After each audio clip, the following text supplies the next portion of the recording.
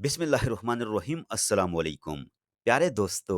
آج کی اس ایمان افروز ویڈیو میں ہم بات کریں گے ایک ایسے نبی کے بارے میں جنہیں خلیل اللہ یعنی کہ اللہ کا دوست کہا گیا، جنہوں نے توحید کے پیغام کے لیے اپنی پوری زندگی قربان کر دی، جنہوں نے بتوں کو توڑا، باپ کی مخالفت برداشت کی، آگ میں کود گئے، بیٹے کو قربان کرنے کے لیے تیار ہو گئے مگر ایمان سے پیچھے نہ ہٹے۔ جی ہاں دوستو، آج ہم بیان کریں گے حضرت ابراہیم علیہ الصلوۃ والسلام کا مکمل واقعہ۔ حضرت ابراہیم علیہ السلام کا زمانہ تقریباً 4000 سال قبل گزرا۔ حضرت ابراہیم علیہ الصلوۃ والسلام سے لے کر ہمارے نبی کریم صلی اللہ علیہ وآلہ وسلم تک تقریباً 14,000 انبیاء کا نزول ہوا۔ آپ کا تعلق عراق کے علاقے بابل سے تھا۔ آپ کے والد کا نام آزر تھا جو بت تراشا کرتے تھے اور لوگوں کو ان کی عبادت پر لگاتے تھے، لیکن حضرت ابراہیم علیہ الصلوۃ والسلام بچپن سے ہی سچائی کے طالب تھے۔ جب قوم بتوں کو سجدہ کرتی، آپ سوچتے کہ یہ پتھر کے بنے بت کسی کو نقصان یا فائدہ کیسے دے سکتے ہیں۔ جب آپ نے جوانی کی دہلیز پر قدم رکھا تو اللہ تبارک و تعالیٰ نے آپ کو نبوت عطا فرمائی۔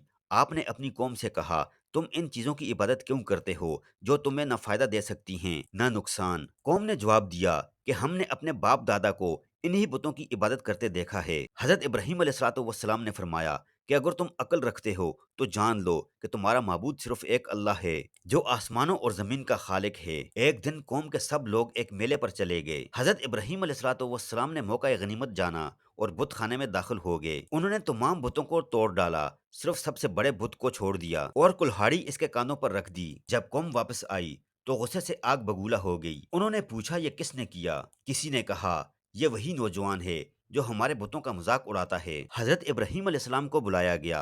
انہوں نے فرمایا، یہ سب سے بڑے بت سے پوچھ لو، شاید اسی نے کیا ہو۔ قوم شرمندہ ہوئی مگر ضد پر قائم رہی۔ اب قوم نے فیصلہ کیا کہ حضرت ابراہیم علیہ السلام کو عبرت کا نشان بنایا جائے۔ قوم نے فیصلہ کیا کہ اتنی بڑی آگ جلائی جائے کہ دیکھنے والے دہل جائیں۔ انہوں نے جنگلوں سے لکڑیاں جمع کیں، دن رات آگ جلتی رہی، یہاں تک کہ آسمان تک شعلے بلند ہونے لگے۔ روایات میں آتا ہے کہ پرندے جب اس کے اوپر سے گزرتے تو گر کر مر جاتے کیونکہ آگ کی تپش ناقابل برداشت تھی۔ اب سوال یہ تھا کہ ابراہیم علیہ الصلوۃ والسلام کو اس آگ میں کیسے پھینکا جائے؟ انسان تو آگ کے قریب بھی نہیں جا سکتا تھا، لہٰذا انہوں نے ایک ترکیب تیار کی، ایک بڑی لکڑی کی مشین جس سے پتھر پھینکے جاتے تھے، اس میں باندھ کر حضرت ابراہیم علیہ الصلوۃ والسلام کو آگ میں پھینکا جانا تھا۔ جب انہیں باندھا جا رہا تھا تو حضرت ابراہیم علیہ السلام کا چہرہ پرسکون تھا۔ لوگ حیران تھے کہ یہ انسان کیسے پرسکون رہ سکتا ہے جبکہ اسے جلنے کے لیے پھینکا جا رہا ہے۔ اسی وقت فرشتہ جبرائیل علیہ السلام آئے اور کہا، اے ابراہیم، کیا آپ کو کسی مدد کی ضرورت ہے؟ آپ نے فرمایا، اللہ میرے لیے کافی ہے، وہی بہترین کارساز ہے۔ اور پھر لوگوں نے حضرت ابراہیم علیہ السلام کو آسمان میں اچھال کر جلتی ہوئی آگ کے درمیان پھینک دیا گیا۔ زمین و آسمان کے فرشتے بھی رو پڑے، لیکن اسی لمحے اللہ تبارک و تعالیٰ نے حکم دیا، یا نار کونی بردًا وسلام علی ابراہیم، اے آگ ابراہیم پر ٹھنڈی اور سلامتی والی ہو جا۔ فوراً ہی آگ کی تپش ختم ہو گئی، شعلے پھولوں کی طرح ٹھنڈے ہو گئے اور آگ گلزار بن گئی۔ لوگوں نے دیکھا کہ حضرت ابراہیم علیہ السلام آگ کے درمیان بیٹھے ہیں، ان کے کپڑے بھی سلامت ہیں اور چہرے پر سکون کی روشنی ہے۔ قوم یہ منظر دیکھ کر حیران رہ گئی۔ سب جان گئے کہ یہ کوئی عام انسان نہیں بلکہ اللہ کے سچے نبی ہیں، مگر پھر بھی بعض ضدی لوگوں نے ایمان نہیں لایا۔ ان کے دلوں پر کفر کی مہر لگ چکی تھی۔ اللہ تبارک و تعالیٰ نے حضرت ابراہیم علیہ الصلوۃ والسلام کو اس آزمائش میں سرخرو فرمایا۔ دوستو، نمرود اس زمانے کا طاقتور بادشاہ تھا۔ وہ اپنی حکومت اور دولت پر بہت غرور کرتا تھا۔ اس کا دعویٰ تھا کہ وہ خدا ہے۔ وہ کہتا تھا کہ میں ہی زندگی دیتا ہوں اور موت دیتا ہوں، میں ہی لوگوں کے رزق کا مالک ہوں۔ پورا ملک اس کے خوف سے اس کی عبادت کرتا تھا۔ حضرت ابراہیم علیہ الصلوۃ والسلام توحید کا پیغام پہنچانے کے لیے نمرود کے پاس آئے اور کہا کہ اللہ ایک ہے، وہی آسمان و زمین کا خالق ہے، وہی زندگی اور موت دیتا ہے۔ جب نمرود نے یہ بات سنی تو نمرود نے کہا کہ خدا تو میں ہوں، میں خود ہی تو لوگوں کو زندگی اور موت دیتا ہوں۔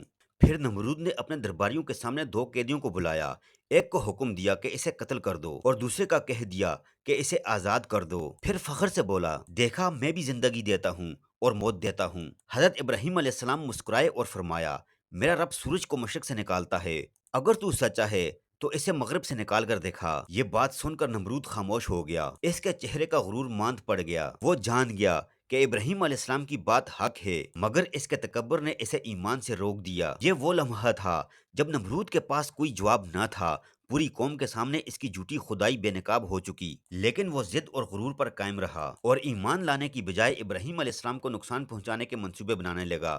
دوستو، اب حضرت ابراہیم علیہ السلام جان چکے کہ اب ان کی قوم ایمان لانے والی نہیں، تو انہوں نے اپنے رب کی طرف ہجرت کرنے کا فیصلہ کیا۔ یہی وہ لمحہ تھا جب ایک نبی اپنے وطن، اپنی یادوں اور اپنے خونی رشتوں سے جدا ہو کر اللہ کے راستے پر نکل کھڑا ہوا۔ آپ کے ساتھ آپ کی زوجہ حضرت سارہ علیہ السلام بھی تھیں اور آپ کا بھتیجا حضرت لوط علیہ السلام بھی۔ یہ تینوں مکہ یا فلسطین کی طرف روانہ ہوئے ایمان اور یقین کے سفر پر۔ یہ سفر لمبا اور صبر آزما تھا۔ حضرت ابراہیم علیہ السلام نے اپنا وطن چھوڑا جہاں وہ پیدا ہوئے، جوان ہوئے اور تبلیغ کی۔ آپ عراق سے نکل کر شام کے علاقے میں پہنچے، وہاں کے لوگوں کو بھی توحید کی دعوت دی۔ وہاں کچھ لوگ ایمان لائے اور حضرت لوط علیہ السلام کو اللہ نے قریب کے علاقے سدوم، قوم لوط کی طرف بھیجا۔ حضرت ابراہیم علیہ السلام نے شام میں ایک عرصہ قیام کیا، اللہ کی عبادت اور دعوت حق میں مصروف رہے۔ جب شام کے علاقے میں قحط پڑا تو حضرت ابراہیم علیہ السلام اور حضرت سارہ علیہ السلام اللہ کے حکم سے مصر کی طرف روانہ ہوئے۔ یہ ایک نیا امتحان تھا، مگر اللہ نے ہر جگہ اپنے نبی کی حفاظت فرمائی۔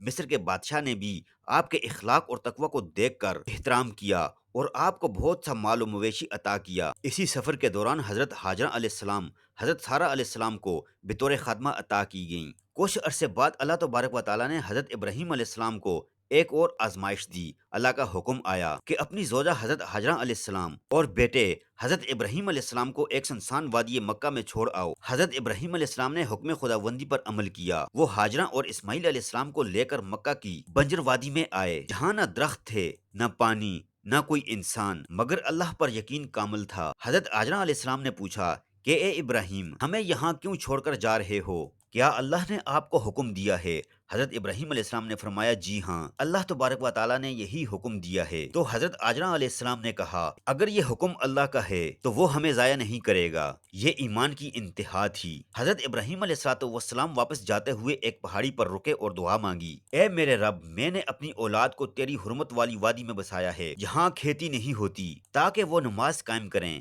بس لوگوں کے دل ان کی طرف مائل کر دے اور انہیں پھل عطا فرما تاکہ وہ شکر گزار بنیں۔ دوستو، حضرت ہاجرہ اپنے شیرخوار بیٹے حضرت اسماعیل علیہ السلام کے ساتھ خدا کے حکم پر اکیلی رہ گئیں۔ جب پانی ختم ہوا تو ہاجرہ علیہ السلام نے اپنے بچے کے لیے صحیح شروع کر دی، صفا اور مروہ کے درمیان دوڑ کر۔ ان کی کوشش، ان کا خوف اور ان کا ایمان سب اللہ کے سامنے تھے۔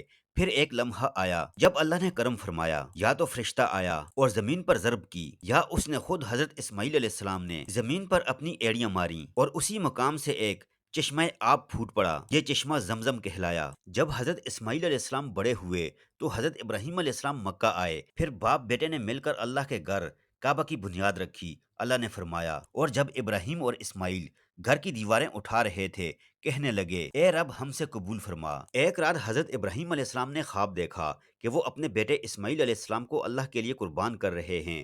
یہ خواب وہی تھا، اسی لیے حضرت ابراہیم علیہ السلام سمجھ گئے کہ یہ اللہ کا حکم ہے۔ چند دنوں کے بعد دوبارہ خواب آیا اور پھر تیسری بار بھی وہی منظر دیکھا۔ ابراہیم علیہ السلام کا دل یقین سے بھر گیا کہ اللہ کا امر ہے، آزمائش ہے، اور وہ آزمائش ایسی کہ دنیا کی کسی بھی باپ کی برداشت سے باہر۔ حضرت ابراہیم علیہ السلام نے اپنے بیٹے اسماعیل علیہ السلام سے فرمایا کہ بیٹا، میں نے خواب میں دیکھا ہے کہ میں تمہیں ذبح کر رہا ہوں، تم کیا کہتے ہو؟ حضرت اسماعیل علیہ السلام ایمان اور فرمانبرداری کے جذبے سے بولے کہ ابا جان، جو حکم آپ کو دیا گیا ہے اسے بجا لائیے، انشاءاللہ آپ مجھے صبر کرنے والوں میں پائیں گے۔ یہ جواب سن کر حضرت ابراہیم علیہ السلام کے دل میں ایک عجیب سکون اتر گیا۔ باپ اور بیٹا دونوں اللہ کے حکم پر راضی ہو گئے۔ پھر وہ دونوں قربان گاہ کی طرف روانہ ہوئے۔ حضرت ابراہیم علیہ السلام نے آنکھوں پر پٹی باندھی تاکہ محبت آڑے نہ آئے۔ حضرت اسماعیل علیہ السلام نے بھی خود کو زمین پر پیش کر دیا۔ جب چھری چلنے ہی لگی تو اللہ تبارک و تعالیٰ کی طرف سے ندا آئی کہ اے ابراہیم، تم نے خواب سچا کر دکھایا، یہ محض ایک آزمائش تھی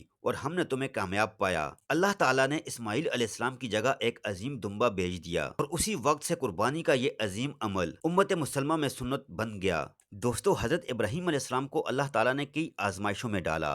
اپنی قوم کی مخالفت، آگ میں پھینکے جانا، گھر بار چھوڑنا، بیٹے کی قربانی، مگر آپ ہر امتحان میں کامیاب ہوئے۔ اللہ نے آپ کو خلیل اللہ یعنی اپنا دوست بنا لیا۔ حضرت ابراہیم علیہ السلام نے ایک طویل اور بابرکت زندگی گزاری۔ آپ فلسطین کے علاقے الخلیل میں وفات پائے، وہاں آج بھی آپ کا مزار موجود ہے۔ پیارے دوستو، حضرت ابراہیم علیہ السلام کی زندگی ہمیں یہ سبق دیتی ہے کہ ایمان کی راہ آسان نہیں، لیکن جو اللہ پر یقین رکھتا ہے دنیا کی کوئی طاقت اسے شکست نہیں دے سکتی۔ اللہ پر توکل، قربانی، صبر اور توحید، یہی حضرت ابراہیم علیہ السلام کی زندگی کا پیغام ہے۔ اللہ تعالی ہمیں بھی اپنے دین پر استقامت عطا فرمائے، آمین۔ پیارے دوستو، اگر آپ کو یہ ویڈیو پسند آئی ہو تو ویڈیو کو لائک کیجئے اور چینل کو سبسکرائب کرنا مت بھولیے۔ انشاءاللہ نیکسٹ ویڈیو میں ملتے ہیں ایک نئے ایمان افروز واقعے کے ساتھ۔